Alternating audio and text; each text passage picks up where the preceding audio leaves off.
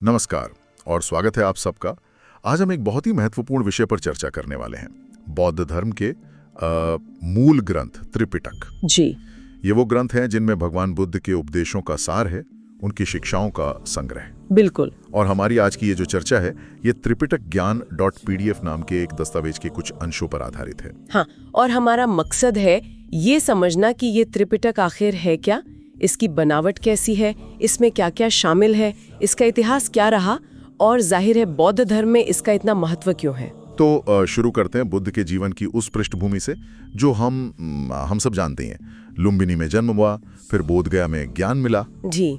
और उसके बाद तो उन्होंने अपना पूरा जीवन लोगों के कल्याण में, उनके मार्गदर्शन में ही लगाया, जगह जगह जाकर उपदेश दिए। बिल्कुल। और उन्हीं बेशकीमती उपदेशों को जब एक व्यवस्थित रूप दिया गया, संग्रहित किया गया, तो वही संग्रह त्रिपिटक कहलाया। यह सिर्फ कोई एक किताब नहीं है, ये तो बौद्ध धर्म और दर्शन की एक तरह से नींव है। तो फिर सबसे पहले इसी शब्द को समझते हैं, त्रिपिटक, इसका क्या अर्थ है? देखिए, ये पाली भाषा का शब्द है, संस्कृत में भी इसे त्रिपिटक ही कहते हैं। त्रि का मतलब तो साफ है, तीन। हाँ। और पिटक का मतलब होता है पिटारा या टोकरी, बास्केट। जैसे किसान अपनी फसल टोकरियों में सहेजते हैं ना। हाँ। बस वैसे ही बुद्ध के वचनों को इन 3 पिटकों यानी 3 ग्रंथों या संग्रहों में सहेजा गया। अच्छा, मतलब जैसे हम देखते हैं हिंदू धर्म में वेद हैं, ईसाई धर्म में बाइबल है, इस्लाम में कुरान है, तो बौद्ध धर्म के लिए त्रिपिटक का वही स्थान है। एकदम सही, बिल्कुल वही स्थान है। ये सर्वोच्च ग्रंथ है और ये 3 पिटक है, सुत्त पिटक, विनय पिटक और अभिधम्म पिटक। सुत्त, विनय और अभिधम्म। जी, इन्हीं तीनों को मिलाकर त्रिपिटक बनता है। स्रोत में एक बहुत बड़ी संख्या का भी जिक्र है, करीब 84,000 धम्म स्कंध उपदेश। ये क्या है? हाँ, ये एक पारंपरिक संख्या है। ये असल में बुद्ध की शिक्षाओं की विशालता और उनकी विविधता को दिखाने के लिए इस्तेमाल होती है। अच्छा। माना यह जाता है कि इनमें से करीब 82,000 उपदेश तो स्वयं बुद्ध के हैं और बाकी के जो 2,000 हैं वो उनके जो प्रमुख शिष्य थे, जैसे सारिपुत्र और मौदगल्यायन, उनके कहे हुए हैं। पर वो भी बुद्ध की शिक्षाओं पर ही आधारित हैं। और स्रोत ये कहता है कि ये सारे के सारे उपदेश, ये 84,000 धम्मस्कंद, इन्हीं 3 पिटकों के अंदर जो कुल 45 या कुछ लोग 54 भी मानते हैं ग्रंथ हैं, उनमें समाये हुए हैं। 54 ग्रंथ, काफी बड़ा संग्रह है ये तो। चलिए, तो फिर एक एक करके इन पिटकों को समझते हैं। पहला पिटारा खोलते हैं, सुत्त पिटक। इसमें क्या है? जी, सुत्त पिटक में बुद्ध के वो उपदेश हैं जो उन्होंने अलग अलग समय पर अलग अलग लोगों को दिए, चाहे वो देवी देवता हों या आम इंसान। अच्छा। ये ज्यादातर व्यावहारिक जीवन से जुड़े हैं, नैतिकता, ध्यान, सही जीवन कैसे जिएं, इन सब पर। और इनकी भाषा भी अपेक्षाकृत सरल रखी गई है और समझाने के लिए अक्सर कहानियों का, उदाहरणों का इस्तेमाल हुआ है, समझने में आसानी हो। बिल्कुल। और इसे 5 बड़े हिस्सों में, जिन्हें निकाय कहते हैं, उनमें बांटा गया है। 5 निकाय कौन कौन से हैं ये और इनमें क्या खास बात है? हाँ, तो पहला है दीघ निकाय। दीघ मतलब लंबा। तो इसमें लंबे सूत्र या उपदेश हैं। यस। कुल 34 सूत्र हैं इसमें। ठीक है। दूसरा है मध्यम निकाय। मध्यम यानी मध्यम, तो इसमें मध्यम आकार के उपदेश हैं, न ज्यादा लंबे न ज्यादा छोटे, करीब 152 सूत्र। तीसरा है संयुक्त निकाय। इसमें क्या है कि एक जैसे विषय वाले या किसी खास व्यक्ति या जगह से जुड़े उपदेशों को एक साथ समूह में रखा गया है, जैसे कोशन संयुक्त, राजा को दिए उपदेश, या मग्ग संयुक्त यानी मार्ग से जुड़े उपदेश। ऐसे 56 संयुक्त हैं। अच्छा, विषय के हिसाब से। जी। चौथा है अंगुत्तर निकाय। ये बड़ा दिलचस्प है। इसमें उपदेशों को संख्या के आधार पर क्रम में रखा गया है। जैसे पहले वो उपदेश जिनमें एक महत्वपूर्ण बात बताई गई है, फिर 2 बातों वाले, फिर 3 बातों वाले, ऐसे 11 तक। अरे वाह, याद रखने में आसान होता होगा इससे। हाँ, शायद यही उद्देश्य रहा हो। और 5वां और आखिरी है खुद्दक निकाय। खुद्दक निकाय, स्रोत में लिखा है कि ये सबसे बड़ा निकाय है और इसमें कई छोटे छोटे ग्रंथ हैं। बिल्कुल सही। खुद्दक का मतलब ही होता है छोटा या विविध, मिसलेनियस, तो ये एक तरह का मिला जुला संग्रह है। लेकिन इसमें कुछ बहुत ही प्रसिद्ध और महत्वपूर्ण ग्रंथ आते हैं, जैसे कि धम्मपद। ये तो शायद सबसे प्रसिद्ध बौद्ध ग्रंथ है, जिसमें छोटी छोटी गाथाओं में गहरी नैतिक शिक्षाएं हैं। फिर जातक कथाएं हैं, जिनमें बुद्ध के पिछले जन्मों की कहानियां हैं, बहुत प्रेरणादायक। हाँ, जातक कथाएं तो बहुत सुनी है जी। फिर थेर गाथा और थेरी गाथा हैं। इनमें जो अनुभवी भिक्खु थेर और भिक्खुनियां थेरी थीं, उनके ज्ञान से भरे उद्गार, उनकी कविताएं हैं। तो कुल मिलाकर इसमें मूल रूप से 15 ग्रंथ थे। बाद में बर्मा की संगायना के बाद 3 और जोड़े गए, तो अब इसमें करीब 18 या 19 ग्रंथ गिने जाते हैं। काफी समृद्ध है ये खुद्दक निकाय भी, बहुत ज्यादा। अच्छा, तो सुत्त पिटक में तो हो गए व्यवहारिक उपदेश आम लोगों और भिक्षु सब के लिए, लेकिन जो बौद्ध संघ था, मतलब भिक्षुओं का पूरा समुदाय, वो कैसे चलेगा? उनके लिए नियम कायदे भी तो होंगे। बिल्कुल, यहीं पर दूसरे पिटक, विनय पिटक का महत्व सामने आता है। विनय पिटक, जी, इसका मुख्य विषय ही यही है। इसमें भिक्खु और भिक्षुणियों के आचरण के लिए नियम, जिन्हें विनय कहते हैं, और पूरे संघ की व्यवस्था, उसका संचालन कैसे हो, इसका पूरा विस्तृत वर्णन है। आप इसे एक तरह से बौद्ध संघ का संविधान या नियमावली कह सकते हैं। अच्छा, संघ का संविधान, इसमें क्या क्या हिस्से हैं? इसके भी मुख्य भाग हैं, जैसे पाराजिक पाली और पाश्चित्य पाली। इनमें भिक्खु और भिक्षुणियों को किन नियमों का पालन करना है, छोटे बड़े सभी नियम दिए गए हैं। कौन से काम करने से वो संघ से निकाले जा सकते हैं, पाराजिक, और किन कामों के लिए उन्हें प्रायश्चित करना होगा, पाश्चित्य। काफी विस्तार से होगा ये तो। हाँ, बहुत विस्तार से है। फिर महावग और चुल्लवग है। इनमें संघ की शुरुआत कैसे हुई, नियम कैसे बने, इसका पूरा इतिहास है।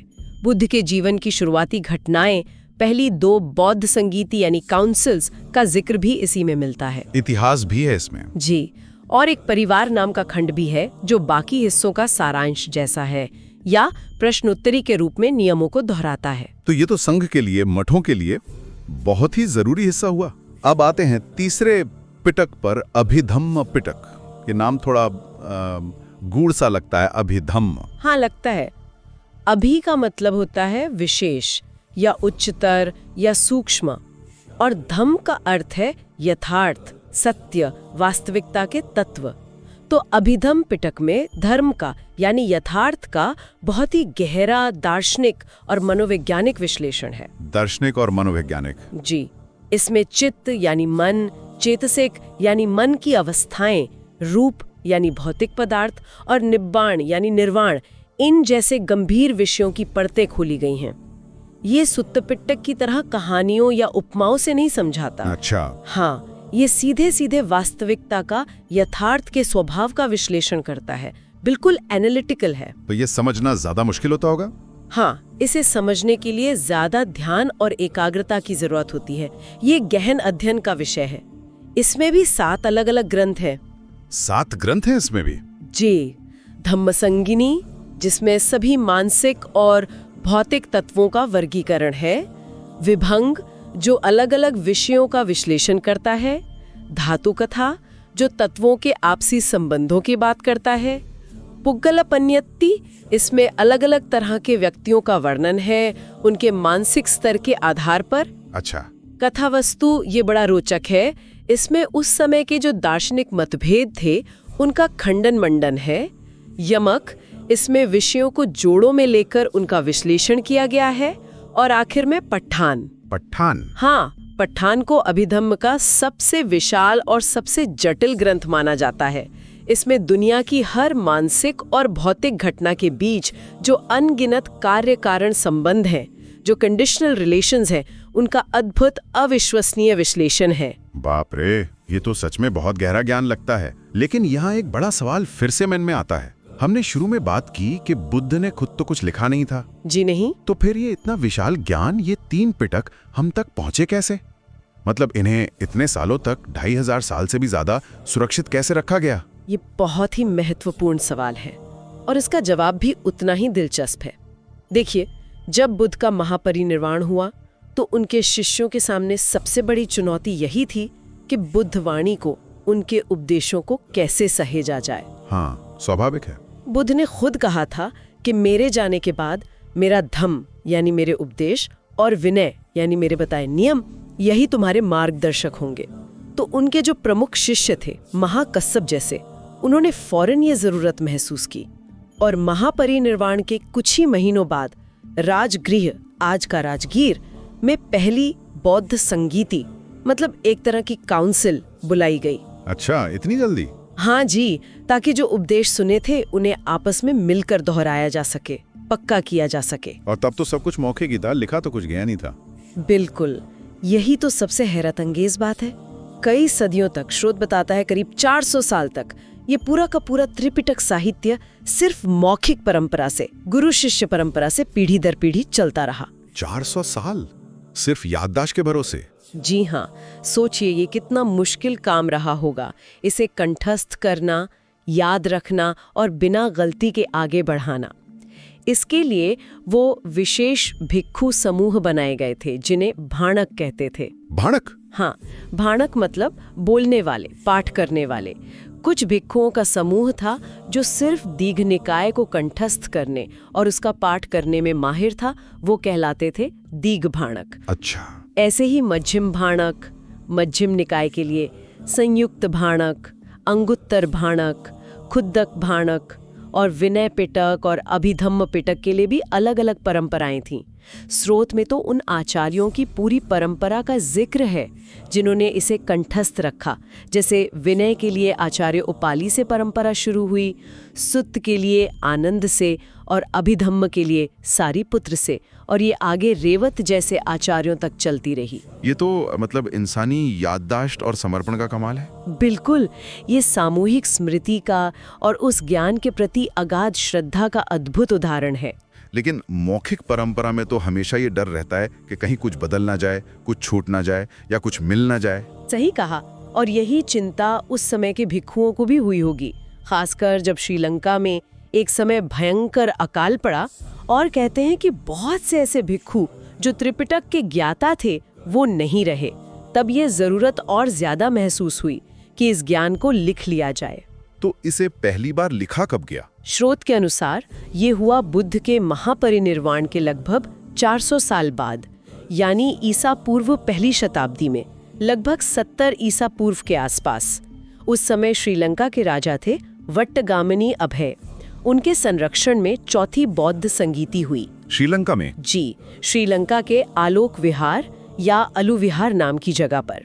और वहीं पर पहली बार पूरे पाली त्रिपिटक को ताड़ के पत्तों पर लिखा गया। ये एक ऐतिहासिक, एक युगांतकारी घटना थी। इसने बुद्ध की शिक्षाओं को एक स्थायित्व दे दिया। ताड़ के पत्तों पर? तो ये तो बहुत बड़ी उपलब्धि थी। बहुत बड़ी। और उसके बाद भी इसे संरक्षित करने के प्रयास चलते रहे। समय समय पर संगीतियां होती रहीं ताकि पाठ की शुद्धता बनी रहे। जैसे? एक और बहुत महत्वपूर्ण संगीति का जिक्र करना चाहूंगी। ये हुई 19वीं सदी में, 1871 में, म्यांमार यानी बर्मा के मांगले शहर में। इसे 5वीं संगीति कहते हैं। अच्छा, म्यांमार में? जी, और वहाँ के राजा मिंडोन के संरक्षण में जो हुआ वो तो अविश्वसनीय है। पूरे के पूरे पाली त्रिपिटक को 729 विशाल संगमरमर की शिलाओं पर, पत्थरों पर खुदवाया गया। 729 संगमरमर की शिलाएं? हाँ, हर शिला के लिए एक छोटा मंदिर जैसा बनाया गया।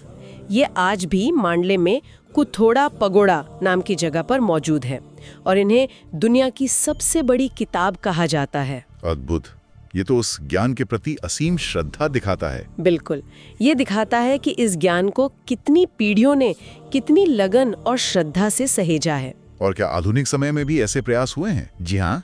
छठी संगीति भी म्यांमार में ही हुई थी 1954 से 56 तक, और उसी संगीति में तय किए गए पाठ को आधार बनाकर भारत में इगतपुरी में जो विपश्यना विशोधन विन्यास VRI है, उन्होंने बहुत ही सराहनीय काम किया है। वरे, इगतपुरी, हाँ सुना है। उन्होंने पूरे पाली त्रिपिटक को देवनागरी लिपि में छापा है, पुस्तक रूप में, और एक CD-ROM भी तैयार की है जिसमें ये देवनागरी के साथ साथ बर्मी, रोमन, सिंघली, थाई कई लिपियों में उपलब्ध है। ताकि पूरी दुनिया में लोग इसे पढ़ सकें, समझ सकें। ये तो बहुत ही उपयोगी काम है। तो इस पूरे लंबे और समर्पित इतिहास को देखते हुए अगर हम त्रिपिटक के महत्व को संक्षेप में समझना चाहें तो क्या कहेंगे? हाँ, देखिए, त्रिपिटक का महत्व कई स्तरों पर है। सबसे पहली बात तो ये कि इसे बुद्ध के मूल वचनों का बुद्ध वचन का सबसे प्रामाणिक स्रोत माना जाता है, सबसे ऑथेंटिक। जी। दूसरी बात, ये पूरे बौद्ध धर्म और दर्शन का आधार है, चाहे वो थेरवाद परंपरा हो या महायान की कई शाखाएं हों, जड़ें यही हैं। तीसरी बात, इसमें सिर्फ सूखे सिद्धांत नहीं है, इसमें जीवन को बेहतर कैसे बनाएं, दुखों से कैसे निकलें, मन को शांत कैसे करें, इसके व्यावहारिक तरीके बताए गए हैं। निर्वाण तक पहुंचने का पूरा नक्शा इसमें मौजूद है, प्रैक्टिकल गाइडेंस। बिल्कुल। और चौथी बात, ये सिर्फ आंख बंद करके मानने को नहीं कहता, ये स्वयं अनुभव करने पर, तर्क करने पर, अपनी प्रज्ञा यानी विजडम जगाने पर जोर देता है। बुद्ध की वो जो यही पस्सिको वाली बात है ना, आओ और स्वयं देखो, वो भावना इसमें साफ झलकती है। हाँ, ये बहुत महत्वपूर्ण है। और हाँ, इतिहासकारों के लिए भी ये खजाना है। 2500 साल पहले का भारतीय समाज कैसा था, संस्कृति, भूगोल, राजनीति, अर्थव्यवस्था, इन सबको जानने का एक अनमोल स्रोत है। सही कहा। और जैसा हमने पहले देखा, विनय पिटक तो बौद्ध संघ के संचालन का, मठों की व्यवस्था का आधार ही है। अच्छा, स्रोत में त्रिपिटक के अलावा कुछ और शब्दों का भी जिक्र है, जैसे अट्ठकथा, टीका, अनुटीका। ये क्या है? क्या ये भी त्रिपिटक का हिस्सा है? नहीं, ये त्रिपिटक का हिस्सा नहीं है, बल्कि ये त्रिपिटक को समझने में मदद करने वाले ग्रंथ हैं। देखिए, त्रिपिटक का मूल पाठ कई बार बहुत संक्षिप्त है, गूढ़ है। हाँ। जैसा आपने अभी धम्म के बारे में बताया। जी। तो बाद के जो बहुत विद्वान आचार्य हुए, उन्होंने इन मूल ग्रंथों को समझाने के लिए व्याख्याएं लिखी, कमेंट्रीज लिखी। अच्छा। तो अट्ठकथा जो है वो त्रिपिटक पर लिखी गई सबसे पुरानी और सबसे महत्वपूर्ण टीकाएं हैं। महान आचार्य बुद्धघोष जैसे विद्वानों ने इन्हें लिखा। ये मुश्किल शब्दों के अर्थ बताती हैं, प्रसंग समझाती हैं, कहानियों से सूत्रों को और स्पष्ट करती हैं। अच्छा, ये कमेंट्रीज हुई। हाँ। फिर इन अट्ठकथाओं पर भी जो और व्याख्याएं लिखी गई, उन्हें टीका, सब कमेंट्री कहते हैं। अट्ठकथा की भी व्याख्या। जी। और फिर टीकाओं पर भी जो और आगे व्याख्याएं लिखी गई, उन्हें अनुटीका, फर्दर कमेंट्री कहते हैं। तो ये एक पूरा साहित्य है जो त्रिपिटक के गहरे अर्थों को परत दर परत खोलने में मदद करता है। समझ गया, ये सहायक ग्रंथ हुए। हाँ। और एक और दिलचस्प बात, अट्ठकथा लिखने वाले आचार्यों ने त्रिपिटक के तीनों पिटकों को उनके उद्देश्य के हिसाब से भी बांटा है। जैसे एक वर्गीकरण है, विनय पिटक को उन्होंने कहा आणा देसना, मतलब आदेश वाले उपदेश, क्योंकि इसमें नियम है। सुत्त पिटक को कहा व्यवहार देसना, मतलब व्यवहारिक या दुनियावी उपदेश जो आम लोगों के लिए है। और अभिधम्म पिटक को कहा परमत्थ देसना, परमार्थ यानी परम सत्य का उपदेश, क्योंकि वो गहरा विश्लेषण है। वो हार देसना, परमत्थ देसना। जी। अच्छा। जी। इस तरह के वर्गीकरणों से हमें तीनों पिटकों की अपनी अपनी भूमिका और महत्व को समझने में और मदद मिलती है। बहुत खूब। तो आज की ये हमारी जो चर्चा हुई, ये त्रिपिटक के इस विशाल सागर में वाकई एक महत्वपूर्ण गोता लगाने जैसी रही। अगर हम श्रोताओं के लिए कुछ मुख्य बातें, कुछ की टेक अवेज निकालना चाहें तो वो क्या होंगी? हाँ, बिल्कुल। कुछ मुख्य बातें जो ध्यान में रखी जा सकती हैं। पहली, त्रिपिटक बौद्ध धर्म का मूल और आधारभूत ग्रंथ संग्रह है, जिसमें बुद्ध और उनके प्रमुख शिष्यों की शिक्षाएं संग्रहित हैं। जी। दूसरी, इसके 3 मुख्य भाग हैं। सुत्त पिटक, जिसमें व्यावहारिक उपदेश और कथाएं हैं। विनय पिटक, जिसमें भिक्षु भिक्षुणियों के लिए नियम और संघ की व्यवस्था है। और अभिधम्म पिटक, जिसमें गहन दर्शन और मनोविज्ञान का विश्लेषण है। सुत्ता, विनय, अभिधम्म। ठीक है। तीसरी, इसे सदियों तक, लगभग 400 साल तक मौखिक रूप से अद्भुत समर्पण के साथ पीढ़ी दर पीढ़ी याद रखा गया। और फिर ईसा पूर्व 1ली सदी में श्रीलंका में पहली बार ताड़पत्रों पर लिखा गया। और चौथी और शायद सबसे महत्वपूर्ण बात, ये सिर्फ एक धार्मिक ग्रंथ नहीं है, बल्कि ये जीवन जीने की कला सिखाता है, आत्म सुधार का रास्ता दिखाता है और दुखों से पूरी तरह मुक्ति यानी निर्वाण तक पहुंचने का एक मुकम्मल, एक पूरा मार्गदर्शन देता है। इसे इसीलिए बुद्ध वचन कहा जाता है। बिल्कुल। और कोई एक अंतिम विचार, कोई प्रोवोकेटिव थॉट जो इस गहरी चर्चा से हमारे सुनने वाले अपने साथ ले जा सकें? हाँ, एक बात जो स्रोत में भी बार बार उभर कर आती है और जो बुद्ध की मूल शिक्षाओं का सार भी है, वो आज के समय में शायद पहले से भी कहीं ज्यादा प्रासंगिक है। वो क्या है? वो ये कि तथागत बुद्ध ने कभी नहीं कहा कि मेरी बात या किसी ग्रंथ की बात को सिर्फ इसलिए मान लो कि वो किसी बड़ी किताब में लिखी है या किसी बड़े आदमी ने कही है या बहुत पुरानी है। हाँ, ये तो उनके बहुत प्रसिद्ध शिक्षा है। जी, उन्होंने हमेशा कहा अपनी बुद्धि का इस्तेमाल करो, तर्क की कसौटी पर कसो, उसे अपने अनुभव से जांच कर देखो। अगर तुम्हें खुद लगे कि हाँ ये बात सही है, ये मेरे लिए भी और दूसरों के लिए भी हितकारी है, कल्याणकारी है, तभी उसे अपनाओ। त्रिपिटक ज्ञान का अथाह भंडार है, इसमें कोई शक नहीं। लेकिन बुद्ध की शिक्षा यही है कि इस ज्ञान को भी आंख बंद करके नहीं, बल्कि अपनी प्रज्ञा से, अपने विवेक से परख कर ही ग्रहण करना चाहिए।